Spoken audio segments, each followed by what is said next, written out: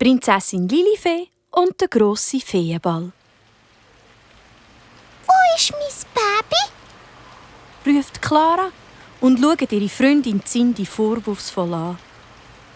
«Ich finde sie nie nicht. Und du hast sie als Letzte gehabt.» Es ist ein grauer Regentag und die beiden Mäuse können nicht in den Garten raus. Sie müssen drinnen im Blütenschloss von der Prinzessin Lilifee spielen. «Ich habe dein Baby nicht. Du hast sie selber verloren.» meckert Cindy zurück. «Was ist denn da los?» fragt Prinzessin Lilifee. «Warum streitet ihr denn?» «Cindy hat mein Baby verloren.» piepst Clara. «Stimmt nicht!» ruft Cindy. «Ich helfe euch, das Baby zu finden», antwortet Lilifee und fängt an, in dem Durcheinander zu suchen. «Oh, schaut mal, die Kartonschachteln, die habe ich schon lange vermisst.